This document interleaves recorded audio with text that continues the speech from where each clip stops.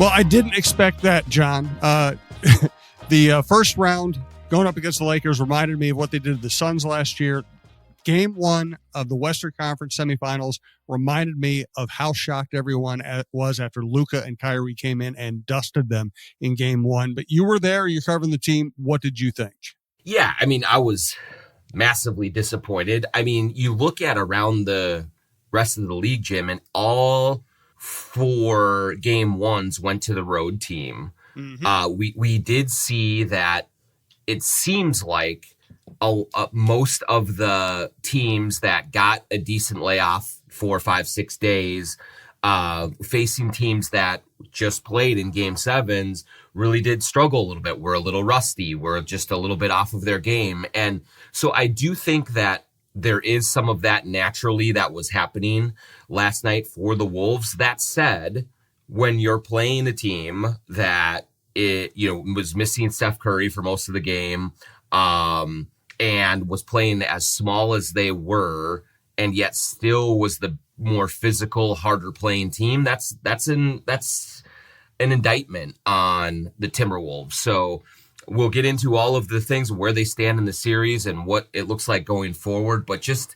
in the immediate, it was a very disappointing effort from a team that appears to be well positioned to go to the Western Conference Finals for the second season in a row, and they just came out and really laid an egg. Yes, they did. This is the Jon Krawczynski Show. He's Jon Krawczynski from The Athletic. I'm Jim Suhan from the Star Tribune. We're coming to you from the Aquarius Home Services Studios. That first sip of coffee. Is there anything better? Yup.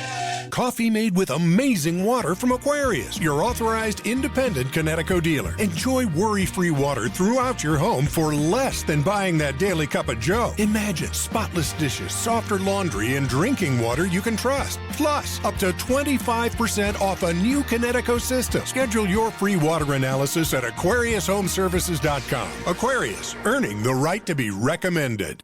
We're presented to you by Giggly THC Beverages. That's Gigli, Giggly.com.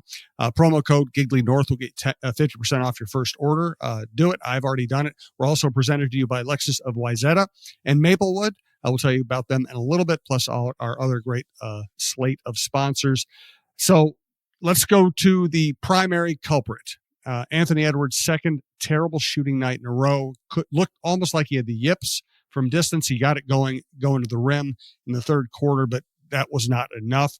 What do you do about Anthony and his shooting right now? Yeah, I mean, I think Ant said it after the game, and I just tend to agree with him. I think he's just got to keep shooting because he is just too important to this Wolves offense to kind of change his approach too much, to overcorrect, to go that way. Because honestly, Jim, I've seen a lot of the comments from fans. I've heard some of the discourse of, why do they still shoot so many threes when they're not going in? And I actually thought that both Anthony and the team in general did a good job of adjusting once they really struggled to hit threes. They were 0 for 15 in the first half.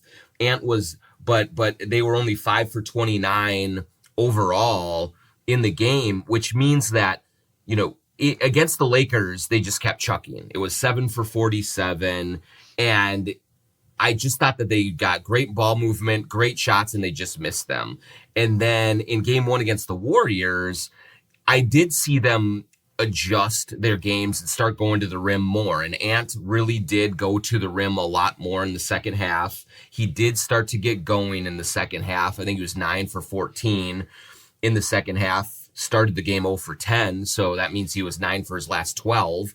And so maybe he did start to come out of his little mini slump a little bit. And so I think you just tell him to keep attacking, because the last thing you want in this series against this very good Warriors defense is a tentative Ant. He has to be just in full-on attack mode, really aggressive, really assertive. And yeah, you want to make plays and move the ball around and get your teammates open shots, but also he can't take his foot off the gas. And so I'm a little less concerned about him just because of what we did see in the second half. But, the supporting cast, those are the ones that I'm worried about possibly having the yips a little bit, because you can just see how they're all, whether it's McDaniels, DiVincenzo, Nikhil, they were all trying to aim their shots in as the game went along, and they just couldn't get anything going. But Ant's just got to keep doing what he's doing, keep shooting, and expect and trust his talent that eventually this part is going to come around. But the other thing, Jim, for Ant, he's just got to be sharper in the other parts of his game. He left Buddy Hield in a key moment, the only player on the floor for the Warriors that was a threat from three, and he just kind of gave him an easy look in the fourth. He stepped out of bounds when nobody was around him in the third quarter for a kind of a mindless turnover. And so it's one thing to miss shots, which he did early on, but just the other parts of his game outside of the 14 rebounds, which was phenomenal, the other parts of his game have to be just much, much cleaner and better. He can't get away with the same things you might have been able to get away with against the Lakers, against these Warriors. Yeah, better coach, smarter, three really genius level players instead of two, a better coach. I mean, yeah, this is a completely different challenge. You and I actually, we didn't do a preview of the series. We'll go back and talk about what we expected and what we picked going into the series. But first, before we get into the meat of this show, just want to offer a special welcome to two of our newest sponsors on this show and across the network. Let's start with Giggly THC Beverages, giggly.com. Promo code Giggly North will get you a discount. I've already used mine, and I'm going to still keep buying it because it's great stuff. It's bold flavors. It's natural. It's made with fruit juices. Tastes great. We were at a Talk North meeting yesterday, and we're all drinking it.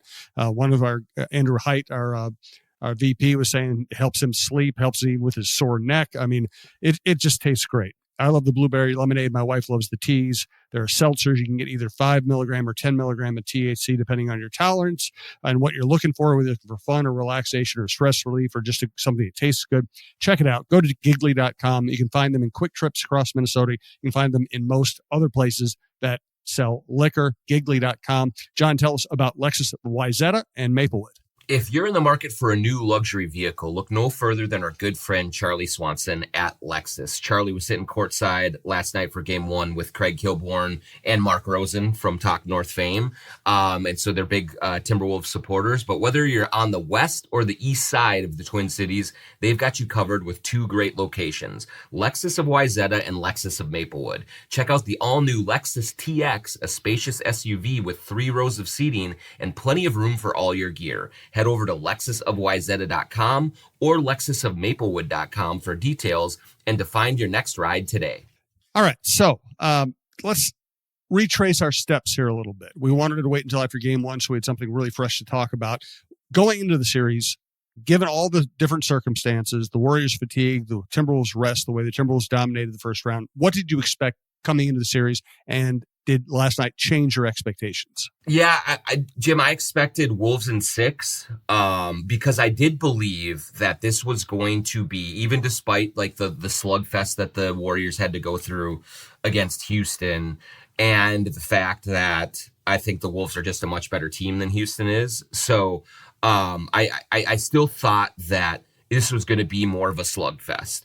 The Warriors play so much harder and such a tougher brand of defense than the Lakers did. And so you look at it, and they were number 1 in the NBA in defense since Jimmy Butler arrived. And they are just so active. They are really smart, and they make your offense think a lot more. Against the Lakers, the Wolves were able to hunt kind of isolation mismatches against Luka Doncic, against Austin Reeves, even against LeBron.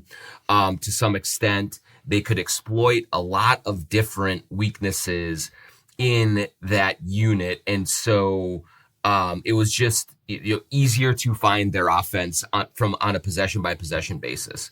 But the Warriors are they're tougher. They move their feet a lot more. They rebound better.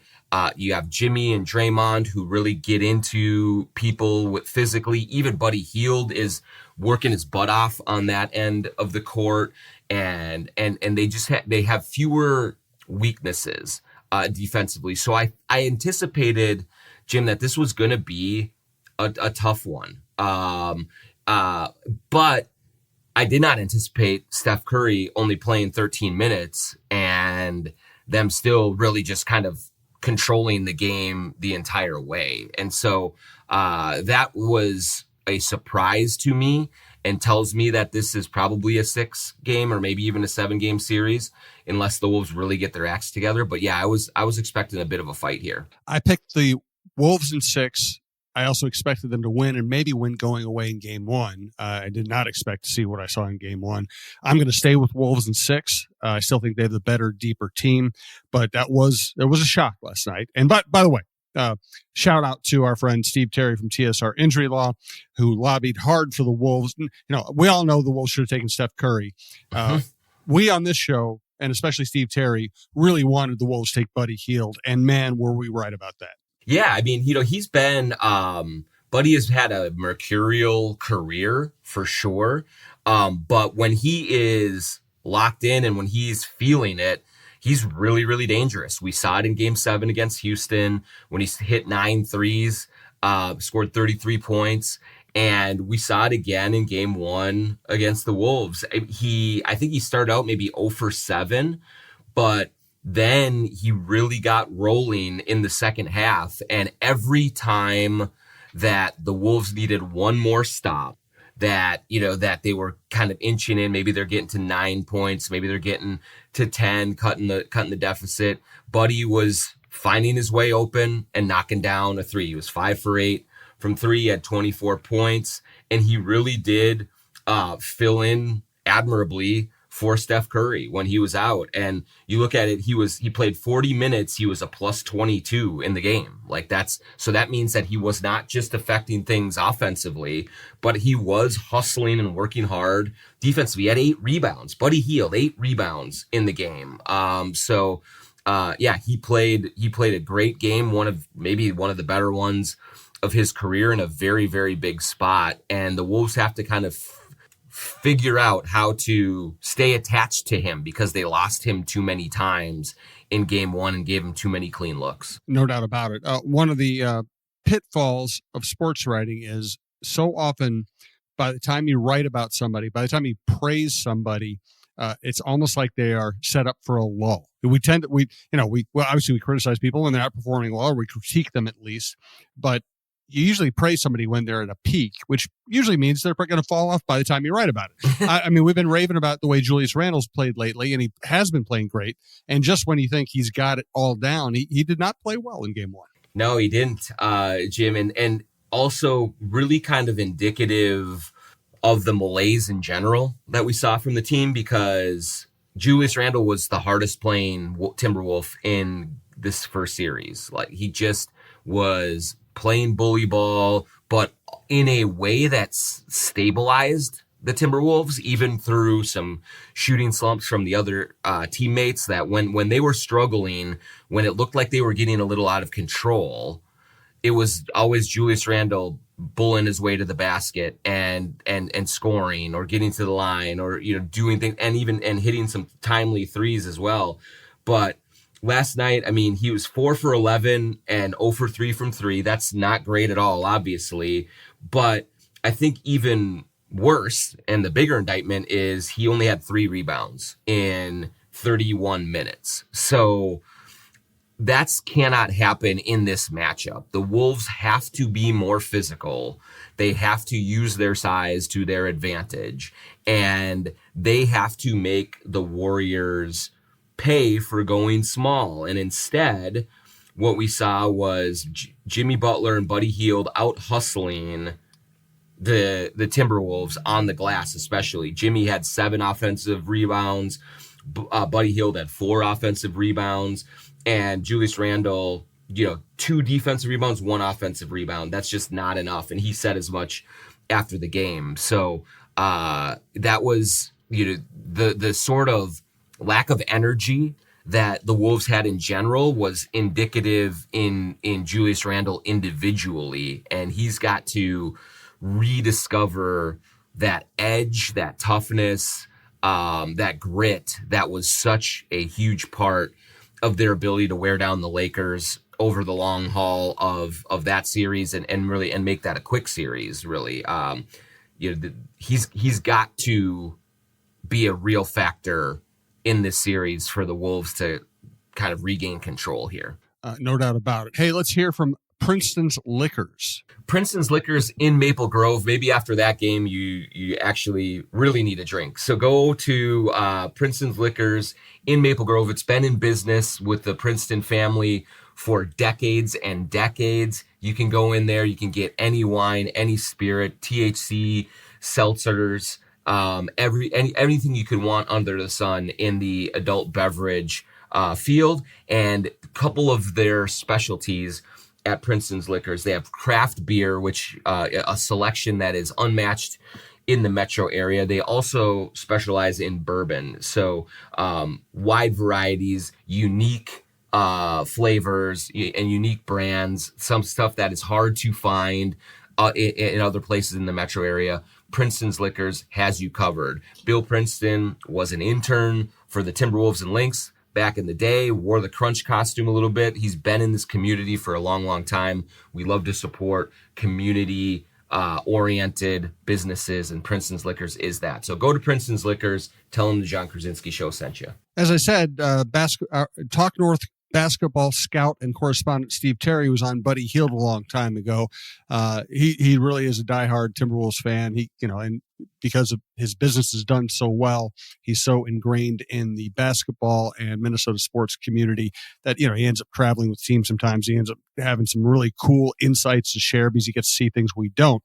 But that's not why I'm talking about him. I'm talking about him because TSR Injury Law does such great work for their clients. If you're ever injured, just remember 612 TSR time. 612 TSR time. If you go 612 Nas Reed, I don't know what you're going to get. So just remember 612 TSR time. They'll take good care of you. They don't charge you unless you win your case, and they win lots of cases. Thanks also to Royal Credit Union. Boost your savings when you open a money market account at Royal Credit Union. For a limited time, you can get a $1,250 bonus when you bring $100,000 or more in new money to open a personal or business money market account. Royal's money market accounts have no monthly maintenance fee and tiered rates, so higher balances earn more. See details and open a money market account today at rcu.org/earn-more. Minimum deposit of $100,000 required to obtain bonus. Offer ends 5/24/25. Insured by NCUA. So Rudy Gobert has had a very strange couple of weeks here. He did almost nothing offensively for 4 games against the Lakers. Then he was the dominant force in Game 5.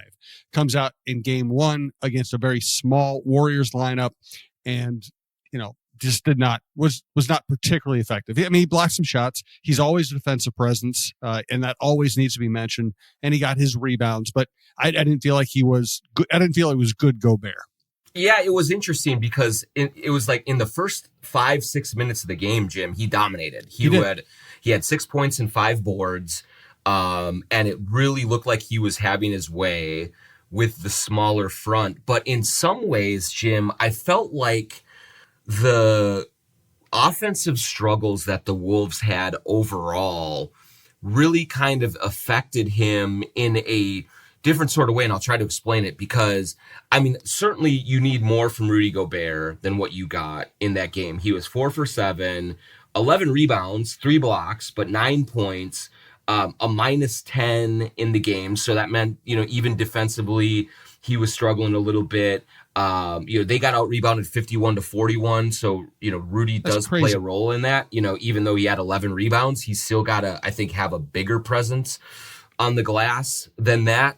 That said, also, Jim, as the Wolves kept clanking shots from the outside and as the lead sort of ballooned for the Warriors, I think that Finch got a little bit desperate to get more offense on the court. And so Rudy only played 3 minutes in the third quarter, and it wasn't because of foul trouble.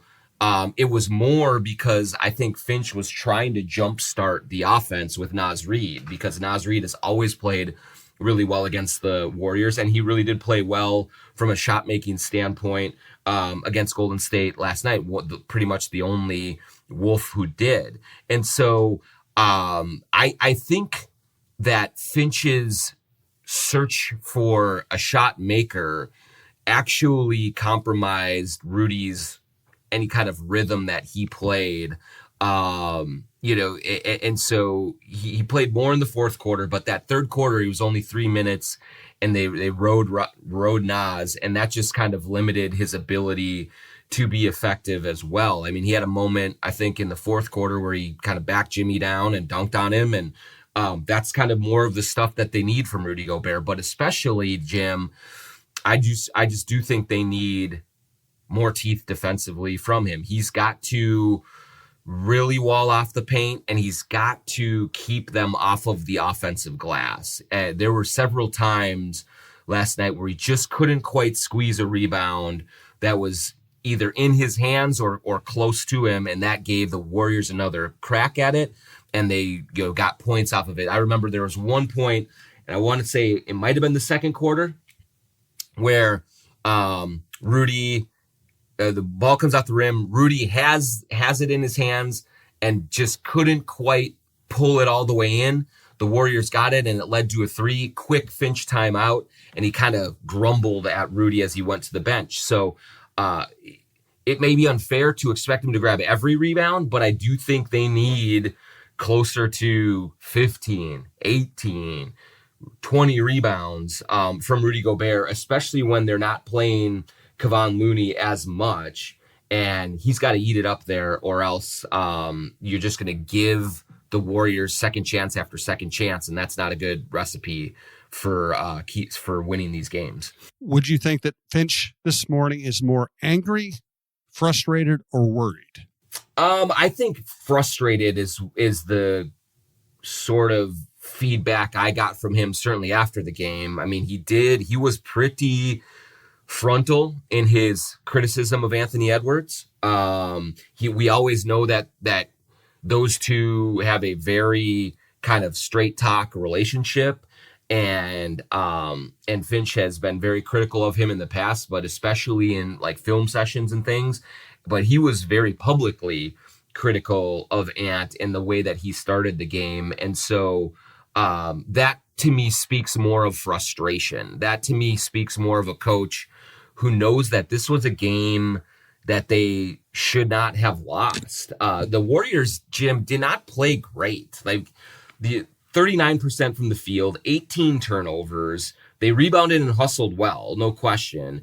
But they were very, very beatable. A B or a B minus game from the Wolves wins this game. I really believe that. And I think that was the frustration from Chris Finch, is that they had watched the games on Sunday and Monday, and all of the visiting teams come into the opposing arenas and win game one. And Finch had really tried to emphasize to the guys the importance of getting out there and playing and getting after it, and not letting the Warriors feel like they had a chance after that slog.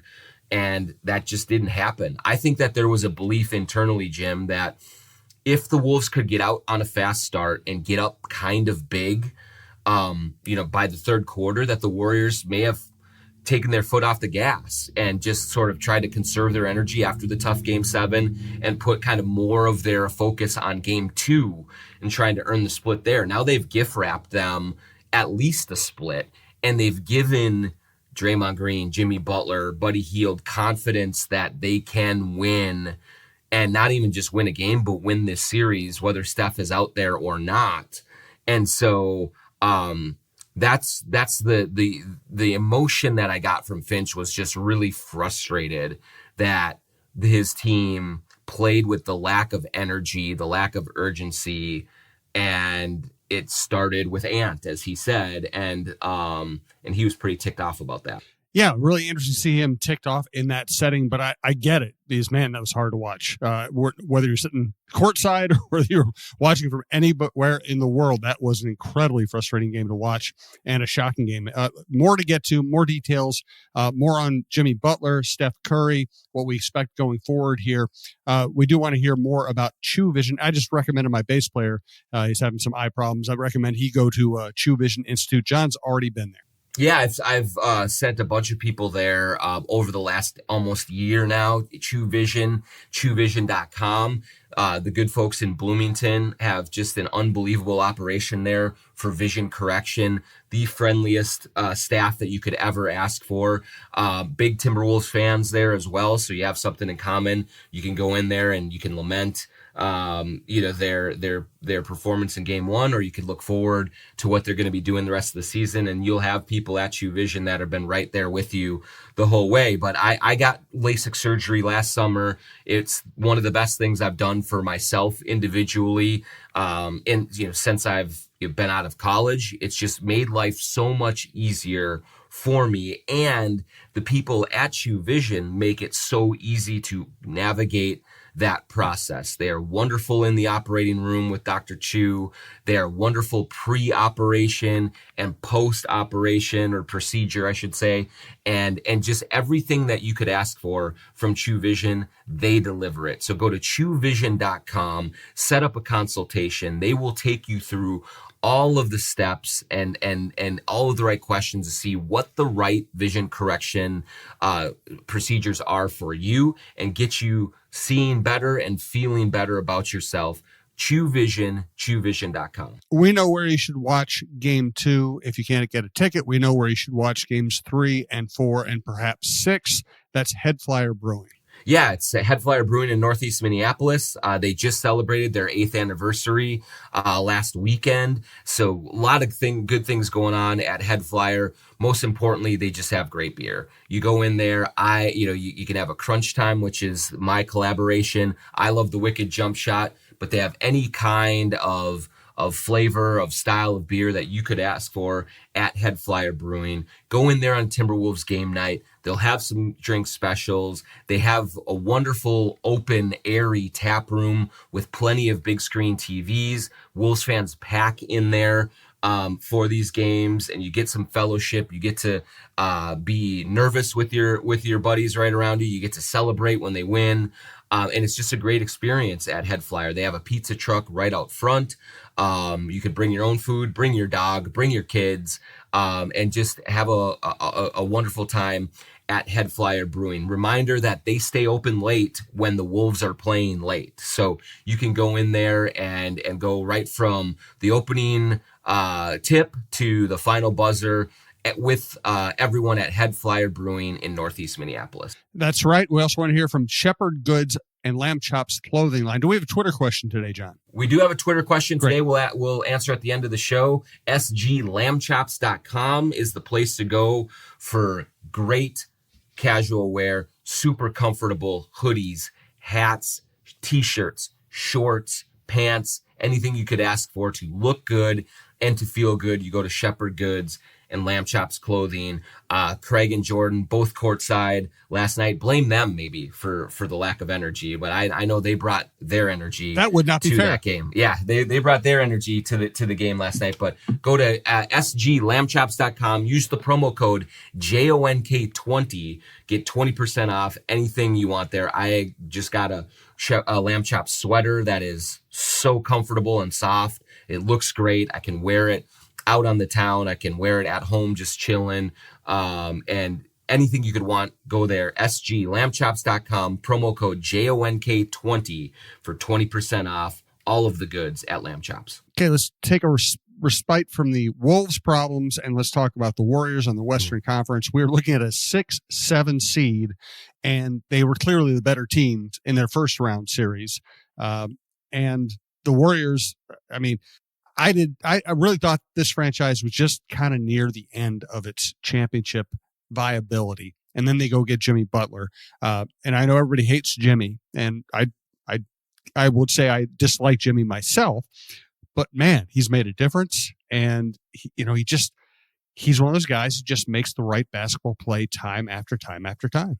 Yeah, he is, Jim. I kind of joked last night, but not really. It felt like the infamous practice that he had here, right, where he grabbed a bunch of role players, G leaguers, and beat the starters. Obviously Draymond Green is a Hall of Famer. Buddy Hield's a really good player. They had, these were NBA players he was playing with, but just the way that he controlled the game, especially in the fourth quarter, he scored or assisted on every single Warriors point. He's crafty. He's tough. He's organized. He plays good defense. He knows how to conserve energy and go in bursts at this stage of his career. And that was a Jimmy Butler masterclass, as much as it can be when he's 7 for 20 from the field and 2 for 8 from 3. I just thought in the fourth quarter, when he sensed that it was winning time and that this was a gettable game, he went and got it. And the level of tenacity that he plays with, the intelligence that he has, I know Wolves fans aren't going to want to hear it, but it was a big factor last night. I think over a long series, the Wolves can wear him down and wear Draymond Green down, and especially if Steph Curry is out, they're actually in good position. But this is going to be a fight because Jimmy Butler and Draymond Green will make it a fight, and they are going to push back in a way that the Lakers never really did. And it starts with those two guys, and the Wolves just have to understand that they have to raise their level of urgency and intensity, because those two pit bulls, man, they bring it. And I can understand why Wolves fans want to tear their hair out watching those two guys play, and they want their pound of flesh revenge for wrongs of the past. But the current Wolves have to play much better and much harder, because these guys are not going to let them off the hook that easy.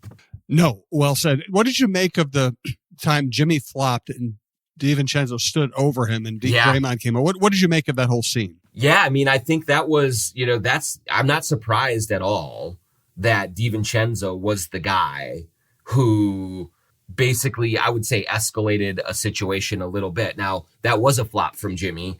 It was a smart flop from Jimmy, because I think he could sense that the Wolves were really trying to get themselves back into the game, and this was a way to neutralize a little bit of the momentum that they were building. DiVincenzo is a physical player, and when things are going wrong for the Wolves, DiVincenzo often tries to change the energy in the building with just physical play. And so when Butler flopped, Dante did not like it. And he kind of did stand right over him, and he was disgusted by it. I also think it was sort of a sign of the Wolves having disgust with the game itself and just how they were playing. And so I think there was a little frustration that was just boiling over there. But DiVincenzo is one of those guys that has to play better. And I think he was grinding through that. And then to see him kind of be a victim of a little trick or a little gamesmanship by Butler, I don't think Dante liked that at all. And it almost escalated further, but Jimmy kind of backed out of it. So I think you will see in game 2 more of that from Dante, more aggression, more physicality, as a way of trying to wake this team up and get them into the fight. So the Warriors have had a rough go. They had the play-in game, then they have a 7-game series where they are the road team. Then they fly from Houston to Minneapolis, really no rest. They go right into the series. They play great. Well, they played well enough to beat a team that was playing badly in game 1. I wouldn't even say they played great. They lose Steph Curry to a hamstring injury. What's your assessment of Curry's availability going forward? And do you think fatigue will finally catch up with the Warriors at some point during this series? Yeah, I mean, I from what it sounds like, Steve Kerr said after the game that they're definitely planning on him missing game 2. The vibes in the building, Jim, were that this could be a longer term injury for Steph, which, I'm just taking as, because these games are coming every other day until game 6. Like, I think there's a real possibility that he misses the next 3 games. And so at least I would say, and so I think it was a pretty significant injury for him. And he was hobbling out of the arena last night. He was telling people that he'd be back, but it's a very real concern for the Warriors. And I do think, Jim, if he's going to miss the rest of the series, if he's going to miss the next 3 games or so or more, the Wolves are certainly in really good position to wear this team down. It is hard for me to envision the Warriors finding enough offense to win 3 more games if Steph Curry is not involved. The Wolves are still going to have to go out and play a million times better than they did in game 1, but they just have so much more depth. They have so much more talent. They have so many more ways to get offense and get moving in these games that losing Steph would be just crushing to the Warriors. But again, like, that's where I feel fine about the Wolves' long-term prospects in this series, but I also feel like it was such an unforced error on their parts to give the Warriors life in game 1, because had the Wolves handled their business and when Steph went out, kind of put their foot on the gas and hit shots and pulled away and won this game, I think that you could have looked at a possible sweep coming, because they could have really got on top of them mentally and physically and really set a tone. Instead, they have opened the door, and that Jimmy and Draymond are going to fight their asses off in game 2. That Buddy Hield's going to be empowered. And in the playoffs, crazy stuff happens all the time. Maybe Podziemski comes out of his slump and hits like 5 threes. Maybe it's a Moses Moody night. Maybe Draymond again hits another 4 threes, which was ridiculous in game 1. When you're in these small sample sizes, you have to pile up wins when you can get them. And so that was a huge opportunity they missed, but I still do like them in this series going forward, especially if Steph is going to miss a fair amount of the games. Yes. What do you make the way Steve Kerr managed game 1? And what do you think of Steve Kerr in general? I mean, obviously every great coach wins in part because they've had great players, but I think he also should probably get some of the credit for helping Steph Curry develop into a great all-around player. Yeah, 100%. I mean, Steve's one of the best coaches the league's ever seen. And I thought he was masterful in game 1 because he played a bunch of dudes. He navigated the Steph Curry injury beautifully. He gave Gary Payton 26 minutes. He gave even Pat Spencer 10 minutes. He gave, Jonathan Kuminga minutes when he was supposed to be out of the rotation. Kevon Looney was out there. Santos was out there. He was mixing and matching, just trying to conserve a little energy. I thought he was really good, Jim, when the Warriors were up big, got up by like 23 points. He used that as a real opportunity to rest, to Draymond and Jimmy as much as possible. And he does a very good job of getting players who maybe shouldn't believe in themselves to believe in themselves. Pat Spencer was in there shooting sky hooks last night. It was amazing. I mean, it was crazy, just crazy. But Steve Kerr injects positivity and belief into these guys, and they play very, very hard. That is a team that is overplaying its talent that it has. I mean, Steph's great, Draymond's great, Jimmy's great. Everyone else on that team has some real issues and flaws, and but yet they play together. They move without the ball. They make it hard on their opponent. And so I thought Steve coached a hell of a game in game 1 and deserves a lot of the credit for the team not like giving into what everyone was saying, like, oh, they're going to be wiped out after that game 7. They're going to get steamrolled in game 1. No, he saw an opening to go win a game, and then he did exactly what he should have to manage it so that the Warriors were in position to win that thing. Let's get our Shepherd Goods and Lamb Chops clothing line Twitter question. Yeah, and this isn't a question, it's an observation, but it's an important one from Michael Gatz-Kern. This is basically 2 postseasons in a row that Nickeil Alexander-Walker's shot has completely disappeared. Last year, he shot 44% from 2 and 40% from 3 during the regular season, which dropped to 36-29 in the playoffs. This season, he shot 44-38, and that's dropped to 24-20 in the playoffs. And it's right, Michael. Nickeil Alexander-Walker is so important for this team, and he's been really bad to start these playoffs. He was 0 for 3 in game 1, 0 for 2 from 3. And the other one, the shot that wasn't a 3 that he took was kind of a wild, forced shot. No rebounds, no assists, and 1 turnover. He had 1 steal, but he was a minus 13 in 14 minutes. That was a team worst.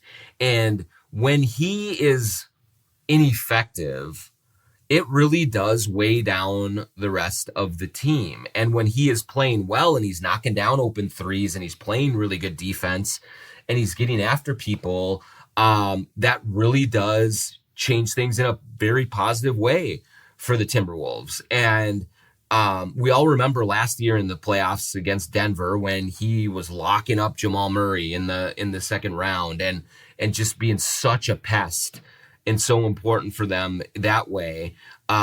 We didn't see that in game 1 against the Warriors. He was not only bad offensively, but I thought that he was not very effective defensively as well. He got walked right to the rim several times. He's not being as disruptive as he normally is. And so one of the keys going forward, of course, Ant has to shoot better. Of course, Rudy has to be more stout. Of course, Julius Randle has to grab more rebounds and be more efficient. But I really do think that Nickeil Alexander-Walker is a sneaky barometer for this team. And when he is playing his best basketball, that is usually when the Wolves are playing their best basketball. So they have to find a way to get him going. And I'm not sure if it's, him trying to do too much with the free agency coming up this summer, or if he's just in a funk or whatever it is. But that's been a glaring issue for them. They were able to overcome it fairly easily against the Lakers, but the Warriors, they need him. They need him chasing these guys around screens. They need him hitting open shots. And he was non-existent in game 1, and that's got to turn around here. Good stuff, John. Thank you. Enjoy the games. We'll talk next week. Thanks to everyone who listened to TalkNorth.com. Support our sponsors. Check out our other shows at the network, including Alec Lewis's new football show and Dawn Mitchell's show. And we appreciate you listening. We'll talk to you soon.